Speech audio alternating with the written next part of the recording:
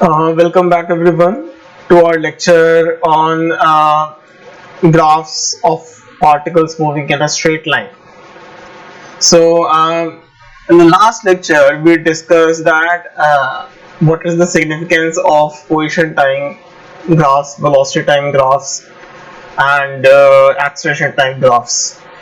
And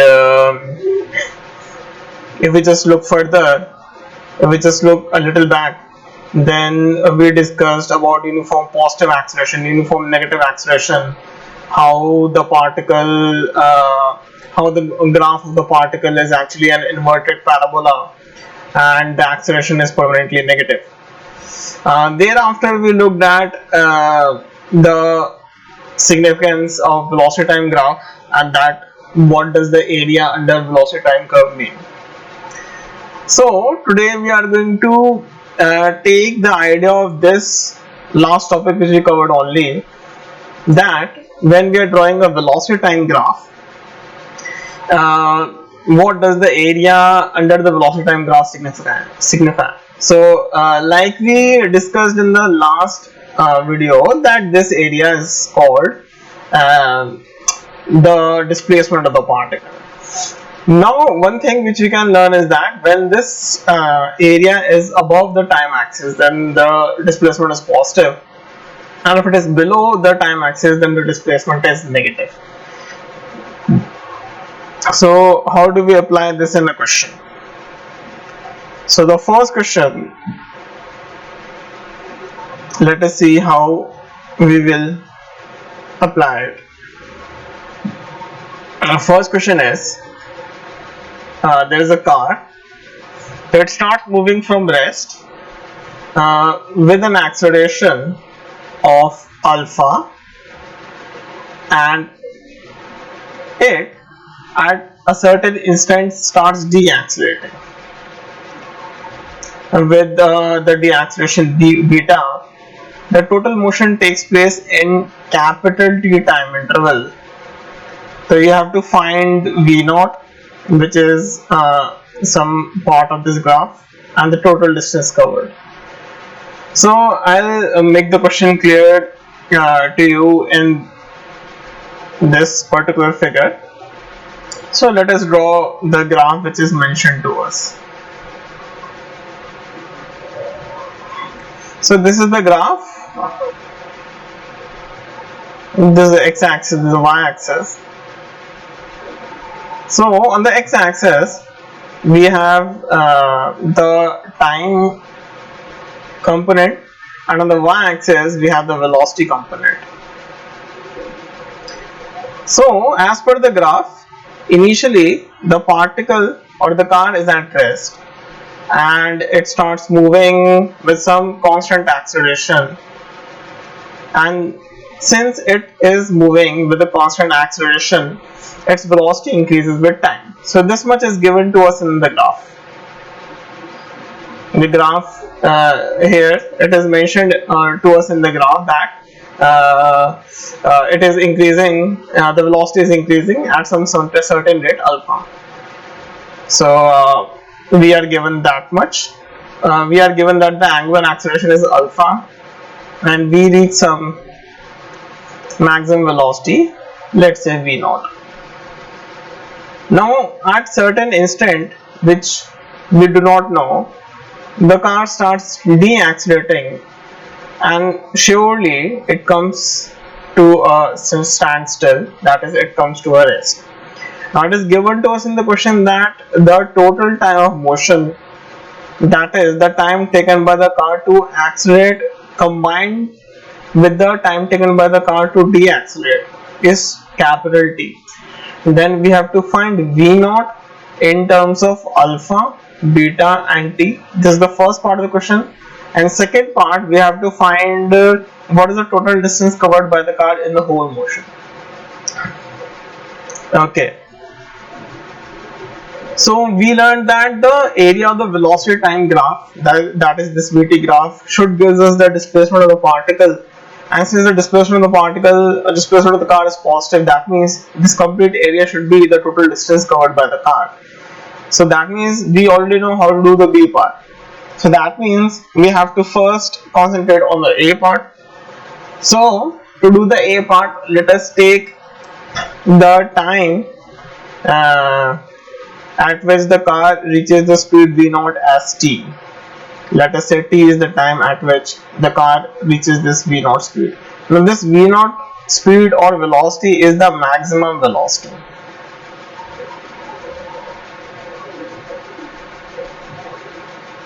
Maximum velocity, why?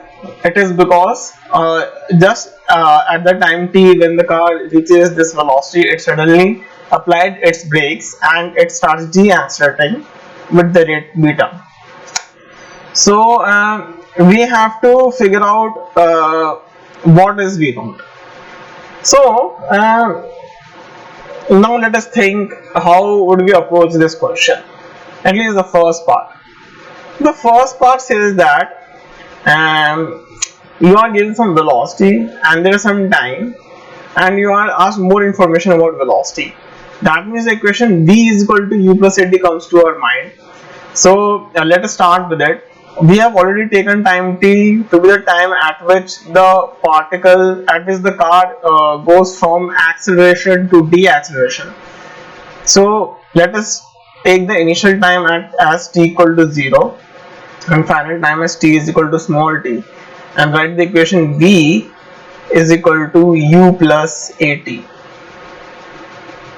Now using this equation we can figure out that the velocity of the particle finally is v0. Since we are referring to this part of the motion, the initial velocity of the car is 0, the acceleration of the car is alpha, and the time taken to reach this maximum velocity some t, which we want to calculate.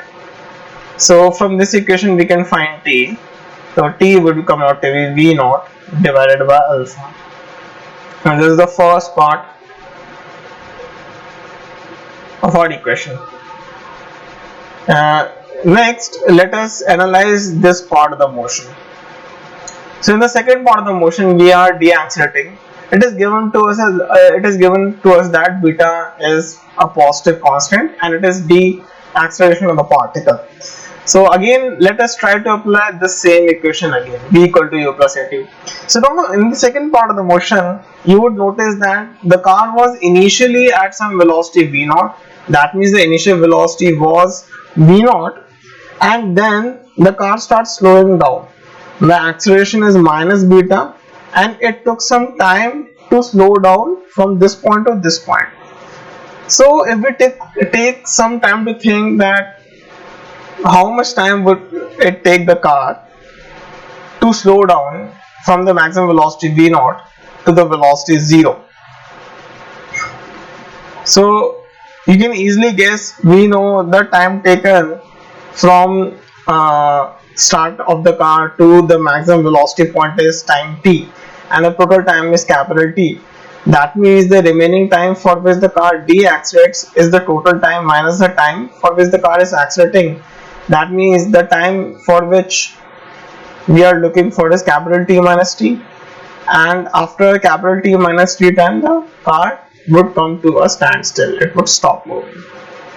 So this is one more equation. So let us substitute the value of t in this equation and try to find v0. So 0 is equal to v0 minus beta into capital T minus v0 divided by alpha. So this implies 0 is equal to v0 minus beta capital T minus plus beta v0 by alpha. This implies beta into t is equal to alpha plus beta into v0 divided by alpha, and this implies alpha beta t upon alpha plus beta is equal to the maximum velocity v0. So this is what we learned in this equation. What we learned in this equation is that we first look at what were the variables provided us in the equation. So we were provided with the time variable and the acceleration variable, that is alpha and beta, and we were told to evaluate the maximum velocity. So naturally we thought about the equation v equal to u plus at and tried to substitute the values which are given to us in those equations. So we did this case by case. We first took the case of acceleration, and then we took the case of deceleration, and then we solved both the equations to get our answer, that is final velocity is, that is the maximum velocity is v naught. Okay, so we have completed the first part of the question, that you have to find v naught in terms of alpha, beta and capital T. Next part of the question is, what is the total distance covered by the particle in this complete motion? So this is where we were using an idea that the total distance covered is nothing but the area under the graph. So let us try to find what is the area within this graph using what we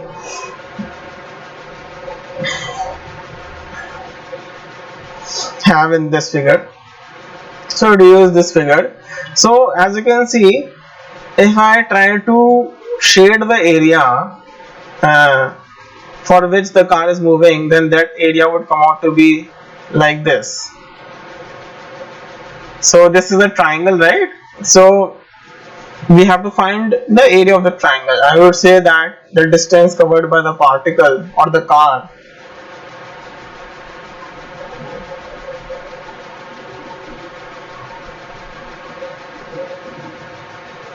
in whole motion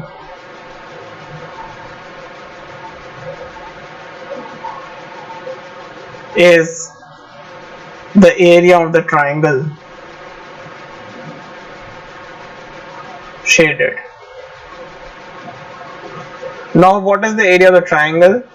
If you remember a formula, the area of triangle is given by the altitude of the triangle and the base of the triangle, that is half of base into the altitude. So we have already calculated the altitude of the triangle, which is v naught. So we would substitute v naught from this equation, and it would come out to be alpha beta t upon alpha plus beta, and total distance covered s would be alpha beta t square upon 2 alpha plus beta. So this is the total distance covered by the car in the whole motion. Okay, so let's move ahead.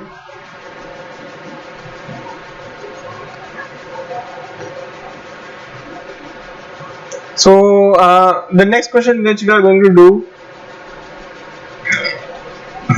is this one. Mark from the graphs below which of the following have non-zero initial velocity. So this is what we discussed in our previous video, that to find the initial velocity we draw the slope to the curve or to the graph at the initial point. So let us do the process of drawing the slope. So let us draw the horizontal lines in all the cases at the initial time. This is the horizontal line.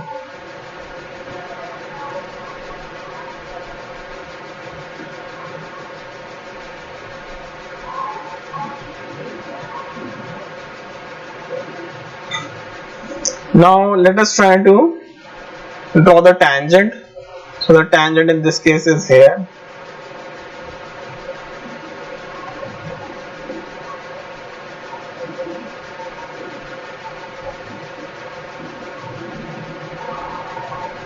The tangent in this case is this only.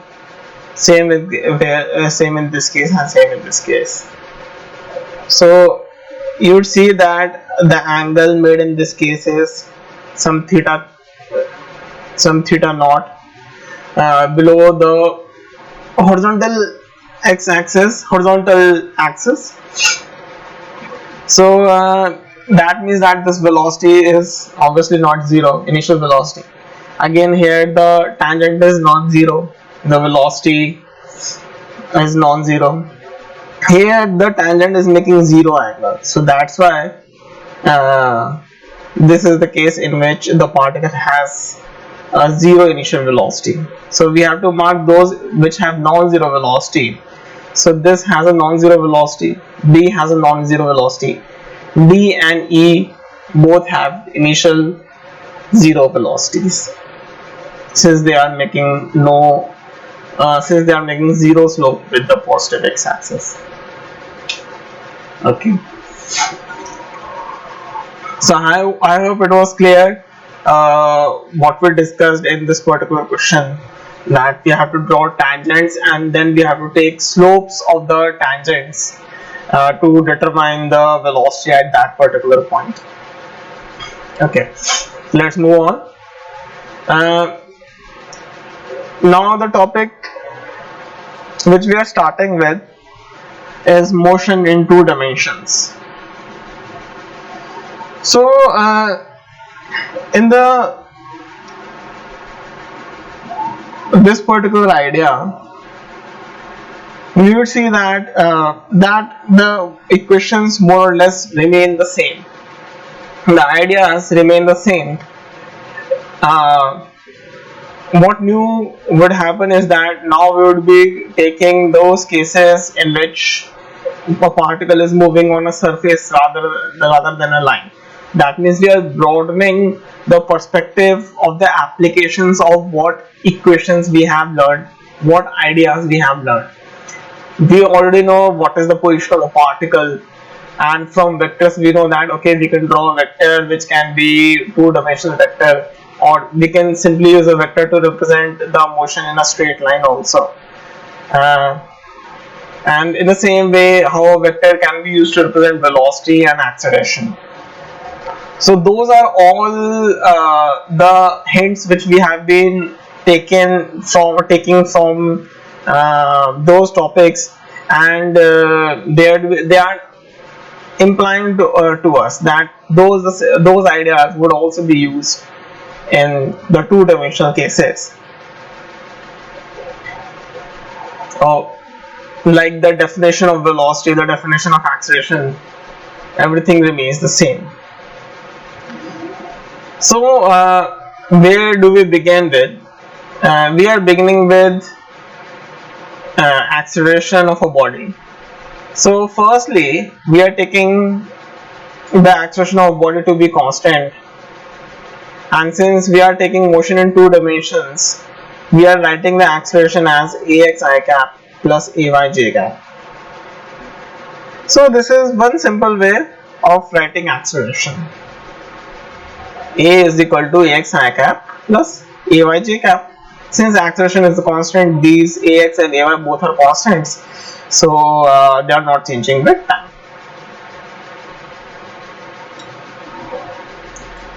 We can simply, and now what we are supposed to do, we are supposed to write further equations to evaluate the velocity of the particle and the displacement. And by equations we mean that if some information is given to us that okay, this is the acceleration vector, now do the question. So what equations we are supposed to use? So like I said, everything remains the same, just that now some vector sign comes up over the top of our equations. So for example, if we were writing the equation v is equal to u plus at, then we would simply put a vector sign over all the quantities which can be made a vector, and then this becomes the equation for motion in one or more dimensions. V is equal to u plus at. So that means instead of substituting some scalar values, we can directly put vector values. In the same way, we can write the equation of position of the particle. The position is was previously written as r is equal to some initial position r naught, initial velocity u t plus half a t square. Now I easily recognize that acceleration vector, initial velocity can be a vector, initial position is a vector, and final position is a vector. So this becomes our equation which we can apply in those cases. Okay, so we are started with the question. The question is, a particle has an initial velocity of minus 2i plus 3j meters per second. Find the displacement of the particle in 2 seconds when acceleration is 0. That means the particle has no acceleration. What would be the displacement in 2 seconds? So if there is no acceleration, then simply velocity into time gives us the displacement of the particle. Just that now there would be a vector sign or a velocity. So velocity into time should give us the displacement of the particle, delta r vector. So the displacement of the particle delta r is the velocity, which is minus 2i plus 3j into 2. The displacement would be minus 4i plus 6j meters. Next, what we want to do is to take the case when acceleration has some value 4i plus 2j.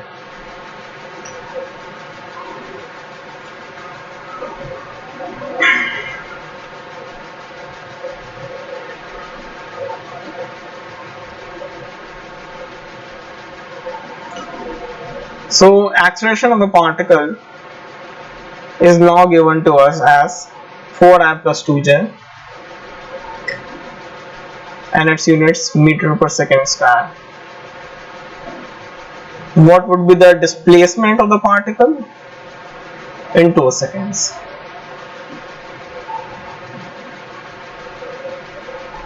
Initial velocity is minus 2i plus 3j.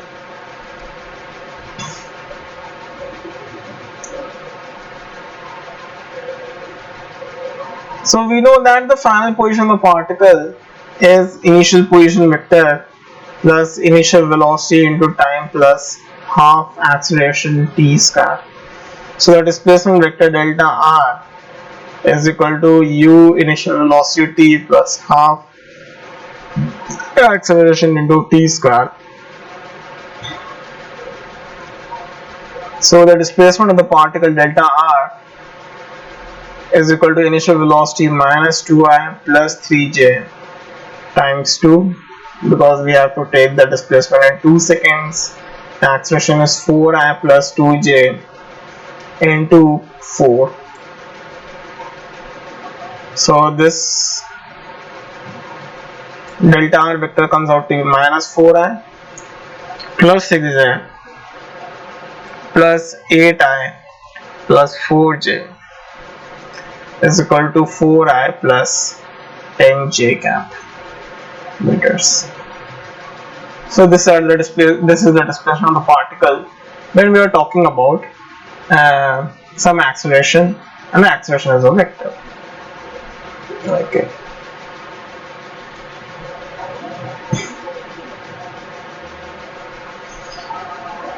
Now let us come to the second question.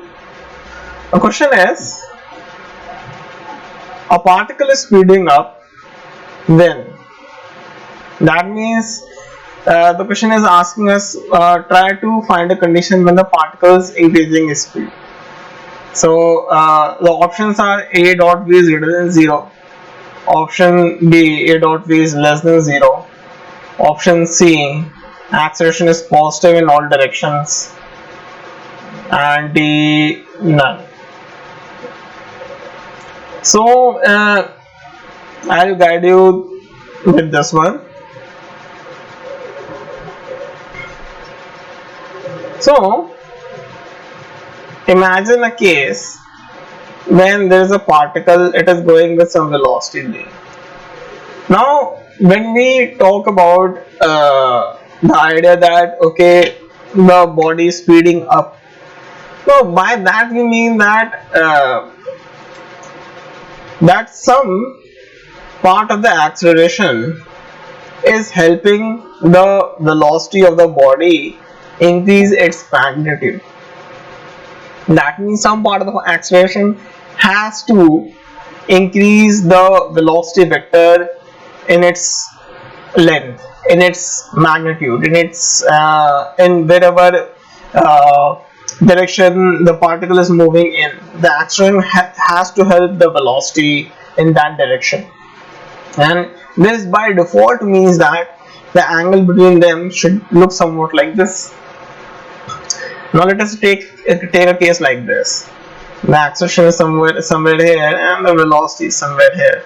This is the case of obtuse angle between acceleration and velocity, and you see that not only one component of acceleration is not helping, one component of acceleration is even trying to slow down the velocity vector. It's trying to slow down the particle in its path. So since the acceleration has a component which is opposite to the velocity, in this case obviously the body would slow down, and in this case the body would speed up. So these are the cases when theta, that is the angle between velocity and acceleration, is less than 90 degree, and these are the cases when theta, the angle between velocity and acceleration, is greater than 90 degree.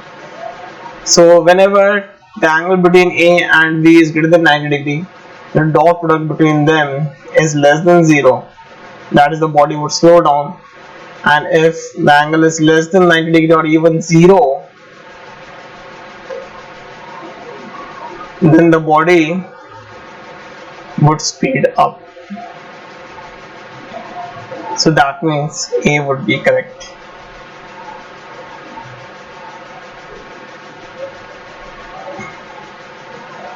So that would be the end of this video. So we have covered up till motion of a body in 2 dimensions. That means when a body is moving in 2 dimensions, what are the equations which we are using and how we are thinking about the question, how we are thinking about the situations in the question.